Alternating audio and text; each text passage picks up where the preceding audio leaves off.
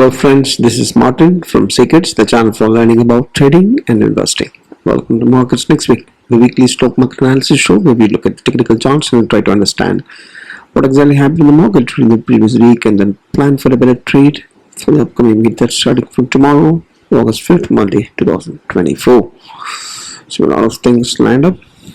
Let's get to see the charts first, and this is the weekly charts that we can see on the left side and the daily charts on the right side. It's for the Nifty, and we see that it's ascending wedge which is narrowing, and then we see that there is kind of a reversal or a selling pressure that's there at the top.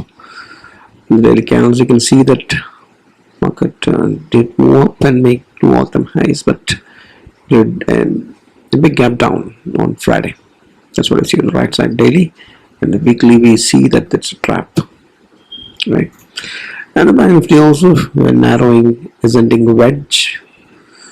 So it is evident that it eventually may move in this very narrow range, or it will break down from here, and we see that selling pressure in the Banknifty charts of weekly also.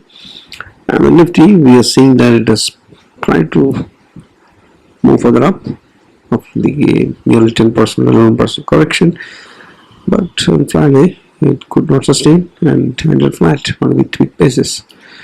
So this is the candlestick that you are seeing there. So let's just summarize what exactly happened last week. So markets made a new all-time high. Another new all-time high about the 25,000. It's much above that, 25 and 75 points nearly. But it reversed and trapped the bulls, and it was week-to-week basis 0.5% downfall, 21 points down, and it's a red week for the Nifty.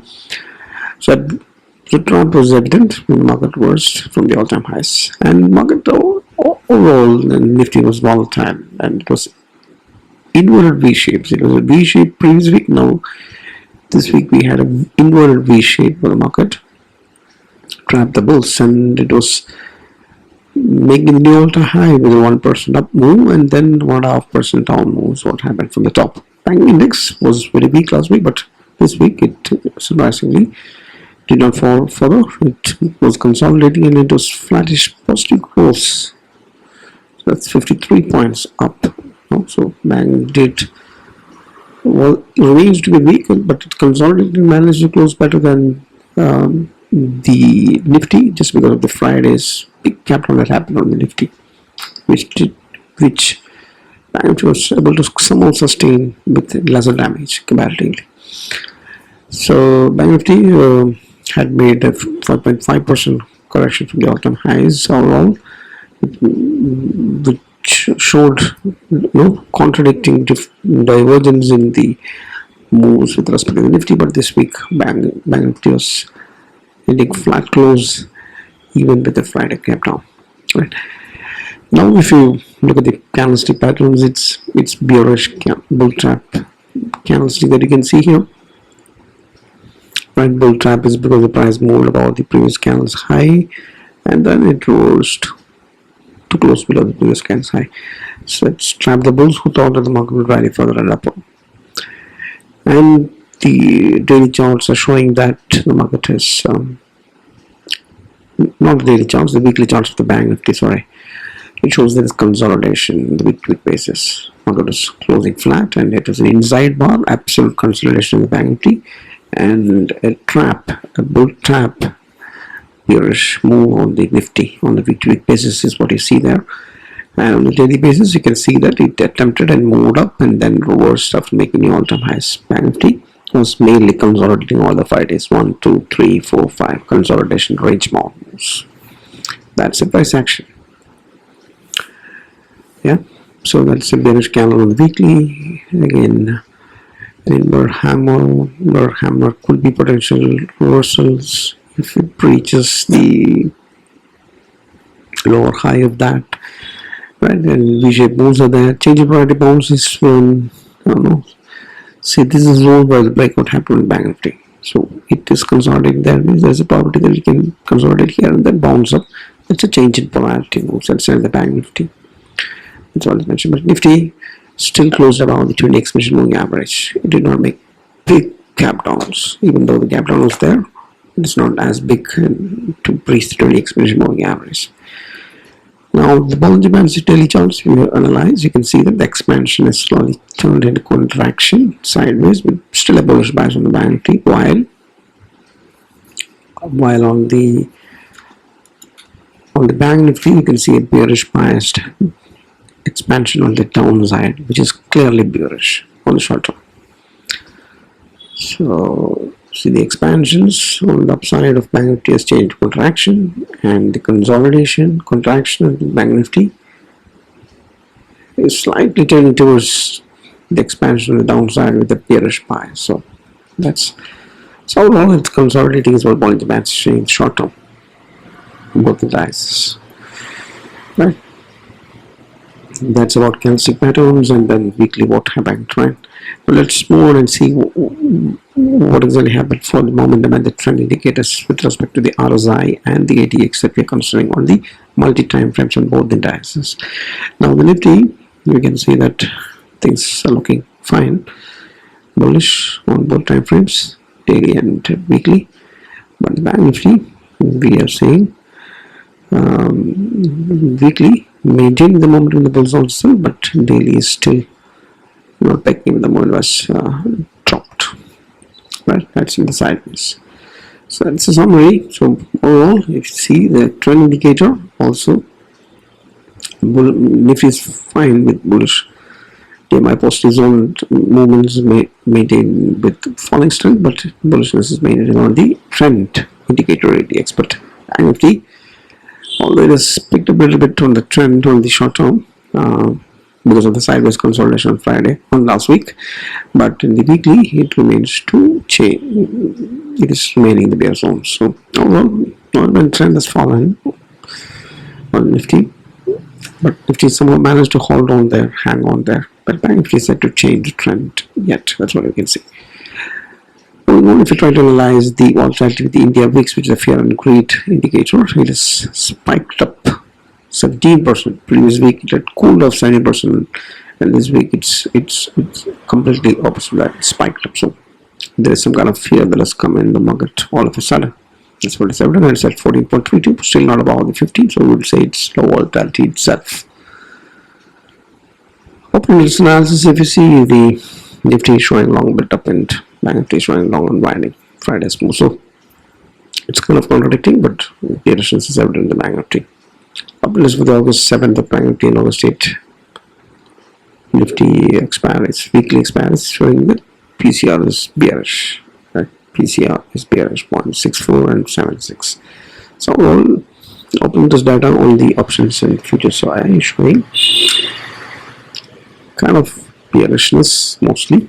PCR absolutely bullish, good call ratio. Futures SOI slight long bit of a seen in the Nifty, but otherwise it's bearish only. Right. Now if you study the support and resistance levels in the top, we have marked the support resistance as per my analysis in the technical charts. Bottom we have what the OI is showing. More or less it's matching, and you should be taking what feels right for you. So 25,000 is going to be the major resistance upside, and 24,000 is going to be the major support on the downside. That's clear from OI charts as well as technical charts. Right. Other levels are self-explanatory. You can make a note of this. Banknifty, it's 50 and 52,000. That's what the range is what OI is showing. Right. So the major resistance would be of course 52,000, and this major support will be 50,000. So as long as it hovers between its consolidation, if it breaches that, it may get into direction. Those are the levels you have to make a note of. 24,000, 25,000 on the Nifty, 50,000, 52,000 on the Banknifty. Alright. So this is the analysis for that. This is how it was derived from technical charts. These numbers that you see here was derived from this charts of the Nifty. So there, the all-time high is at 25k and above. There's going to be resistance 25 to 50. Could be a projection from the Fibonacci extension. and supports a 20 exponential moving average coming at near the 24,500 zones. That is breached, it can go to 24,000, which is the major support. Similarly, Banknifty, first major resistance would be to take out the 20 exponential moving average at 51,700. If that is cleared, then you may not have to worry till 52,850. 52,800 till then, right? 1,000 points short. Okay, and after that you have major resistance that comes in at 53,000, and then the all-time high at 53,350. Supports would come in at small support can come in at 51,000 because it's 50 exponential moving average, and if that is breached, then you have 50,000 big rounding number, and another 200 points down, you have the 100 exponential moving average. So the big fall is coming. Support can be seen at 200 exponential moving average. That's way down. Less likely to happen unless there is a black swan kind of move, 10% for kind of falls that happens. But for short term, for the next week, these are the resistance and support levels, and we can see from the charts and the open interest. We can out of these. Let's move ahead and try to understand the markets with regard to what exactly happened on the industrial sectors. So here we have a big shift that has happened last compared to the previous week. So now we have all the defensive sectors. It's the IT sector, the pharma sector, and the FMCG. These are the sectors which remain to be longish or bullish, still remain to be bullish if you try to analyze the momentum on the weekly and the daily time frames, right? But overall, if you see, last week was market was badly. All the sector, across the sector, it has got hit, right? Because IT sector has lost 3%, metal has gone down 1.2%, water has gone down 2%, 1.65 from CG. Reality is hit bad, nearly 4%. Only sector sustained and closed green was pharma sector. So, in short, defensive sectors are moving up, and others have got hit badly last week. But still, we have three of the major sectors which are maintaining the longishness, so it's not that bad. IT sector was breaking out, got hit, full trap. It's already bullish, and trend is also bullish. No problems there. And the metal sector has been retracing, and it's consolidating basically. Auto sector remaining at the top, some pullback, and the pharma is breaking out, and the only sector that sustained last week's Friday's onslaught was pharma. FMCG at the very top with bullish momentum on the trend, small trapping at the top of the trend line channel, and reality has been moving down since last few weeks, and now it has gone to the bear zones on the short term. So it's really set from the bear zones as of now. So in short, the defensive sectors are doing good. So put your bets on that if you want to, because they are bullish with respect to the moment of the trend on both time frames of weekly and daily. Moving ahead, we'll try to understand the heavyweight stocks that contribute maximum to the indices. Now, top HDFC, that is close green. Good volumes above average, and momentum has picked itself and climbed into the bullish zones once again. That's very positive. Remember, we had a few weeks back when it made new all-time highs but could not break out of that consolidation zone, and then due to profit booking or something, once again it had fallen back. But this week gives the bulls hope once again, and if it is managing to break out above that 1,800 levels and make new all-time highs, and then steadily go out of that consolidation zone, then that's going to be big boost for the Nifty, and it can fly like a rocket. But as long as that does not happen, we will have trouble. Reliance Industries increasing with the gap down this week. It has fallen to sideways after a long time, and remember a lot of space in the top, but it has decided to reverse midway on the weekly charts. This is a bang. Look at this chart. Steadily consolidating, breaking out, consolidating, breaking out. Now it's at the top of the trend channel, and last 2 weeks it's falling, and still maintaining the bullish momentum. So ICICI, HDFC Bank, the banks have done well with respect to the heavyweight stocks, right? But Reliance showing some trouble because of bad results that came in mostly. Infosys, previous week was a bull trap. The index was also showing that, but momentum trend absolutely bullish on TCS and Infosys both trend. Kodak Bank consolidating as usual, doing nothing. ITC also got a small reversal red candle on Friday's move, but the momentum is bullish. So ITC, ICICI Bank, HDFC Bank, three giants, heavyweights still there on the top. Reliance, along with IT stocks, right? Reliance is only one that is showing some trouble. So that's about the heavyweights, no troubles there. Sector-wise heavyweights, no big trouble, but some hit back on the sector-wise movements. But still there are leaders out there, so nothing to worry. Nothing much to worry, right? That's what I would say. And when you look at the mid-cap, the broader markets, the mid-cap and the small-cap, they're showing some red, but that's after the indices hit the all-time highs. It's not so, but it's an inverted hammer, so you have to be slightly cautious. If the price moves further down, it could lead to a small correction, and it is also heated up just like the Nifty, mid-cap and small-cap. Moving on, we're trying to understand how the institutional participation happened last week. So there is clear selling that is happening from the Fyers side since last many weeks. 12,750 crores of selling has happened, and what is keeping the market is the 17,200 crores of buying from the domestic institutional money from the mutual funds and others is flowing in, and that's the only thing that's holding the market down. Otherwise, we would have corrected long back because FIs are selling big. And the net longs on the derivatives also moved flattish last week, if you see, right? And if you see the FNO positions, the index, they're negative. FIs are negative on the index options, and this is on the case of futures. So the guys is the retailers who are bullish on the index options, right? That's institutional participation story. So there is no worry about this relentless FIS selling, right? And this relentless DI buying like crazy, as if there is no big fight between these two.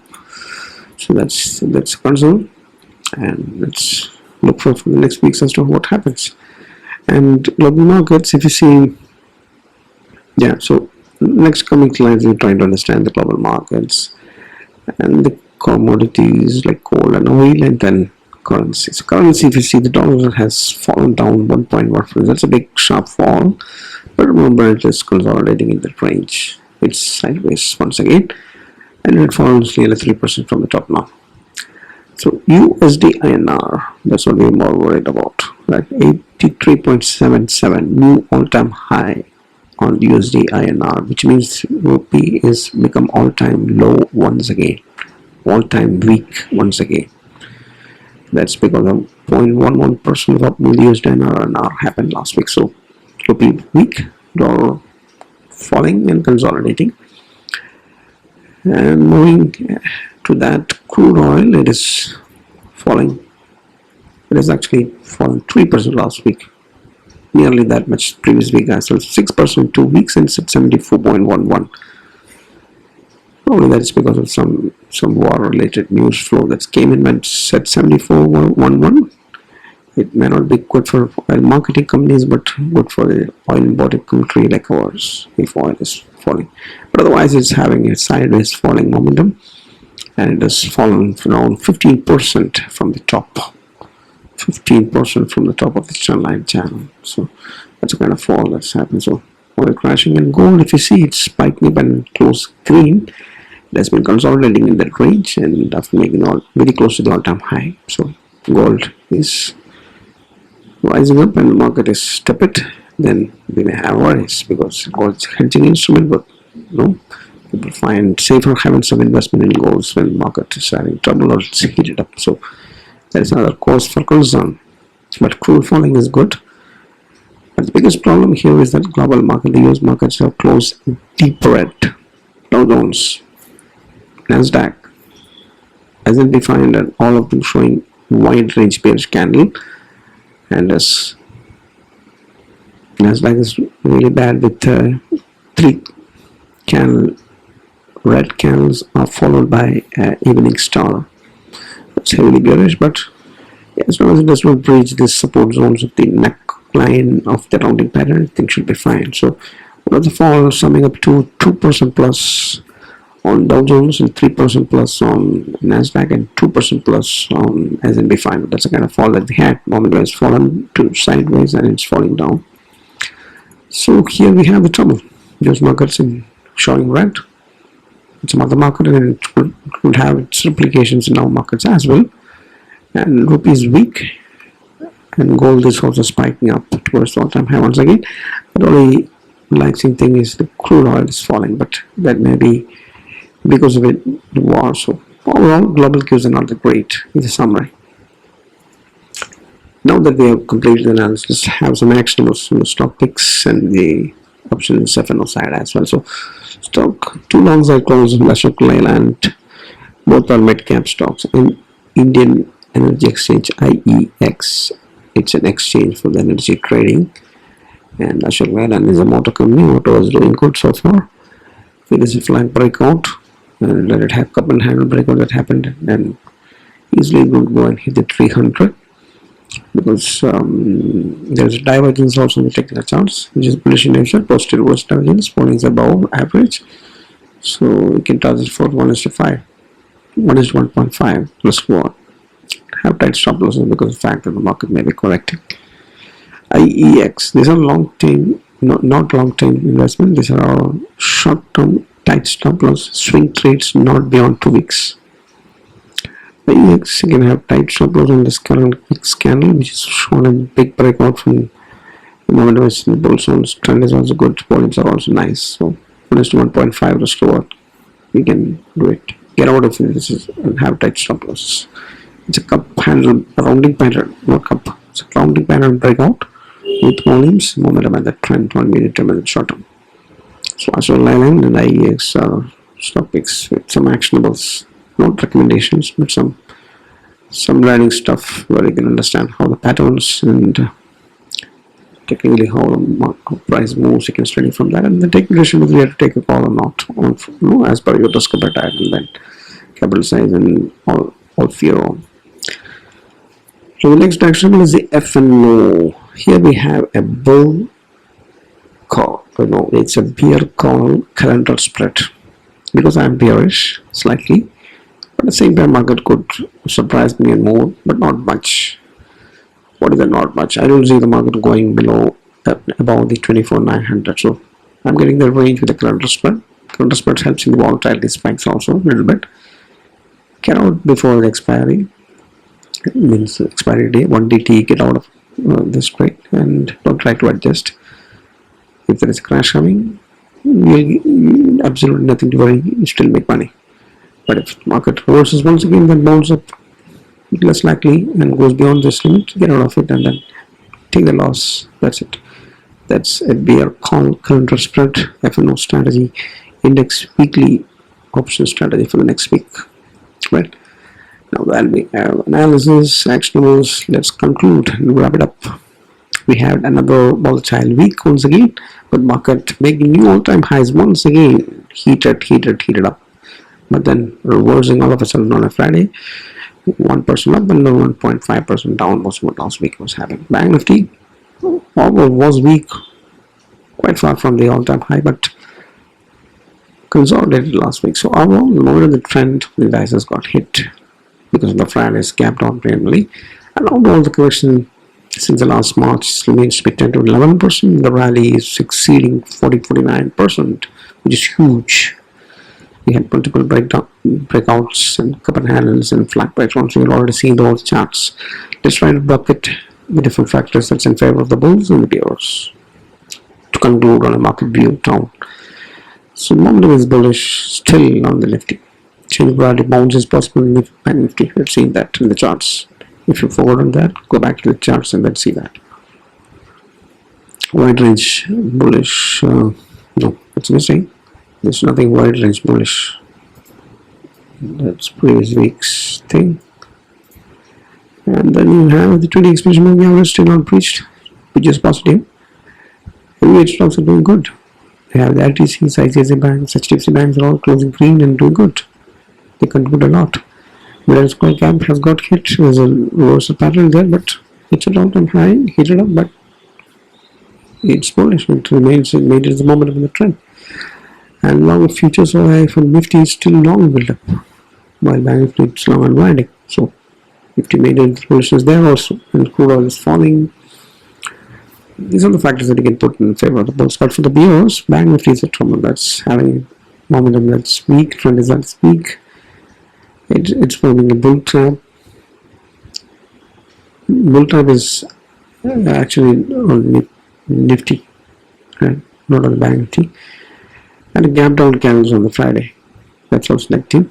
Sideways contraction is what this Bollinger Bands is showing. No more expansion. And the Banknifty's expansion contraction is showing slowly converting to a possible potential expansion of the downside with bearish buy. So why PCR is bearish, portfolio ratio options is bearish, and we are at the top and heat it up. There's another big wedge. We are all seeing that. So retracements will come in because markets are red. FX is selling. Global cues are bad. So overall, we had volatile week with new highs and bull traps, reversals, and momentum trend getting hit, bank to consolidating, and FX selling. Global cues bad. That's a summary. So we have to be cautious and refrain from taking long positions, have tight stop losses until a good correction happens. But for investors in the side, you can continue doing the same thing. So market is a bit of stress and it's heated up, as I had been saying in the last 2-3 weeks now after the budget rally. My market for the next week remains to be mild bearish bias. So if there is global cues like the war thing and COVID and inflation and all this big events and like swines that come in, and all these technologies goes for a swoop. Keep that in mind. Right, so that does not happen very often. It happens once in a while. That's why you should have portfolio level hedges. You should always have hedging and portfolio level as well as the portion level. So it's very managed. Also, playing options and hedging options, you can make money by selling puts and selling calls and all that, using different strategies. Check out the playlist for that. So overall, be cautious, have tight stop losses, and book partial profits, and then don't go long until a correction happens at least 5%. Right. That's all I have. I'm present in X and Twitter and other social media channels also more active during the weekdays, and I have YouTube published nowadays only in the weekends. So subscribe to those, and moreover, this weekly analysis, if you like and if you find this useful, hit the like button and subscribe, and then comment and share feedback. Right? That's happy trading, happy learning, happy investing. Bye bye.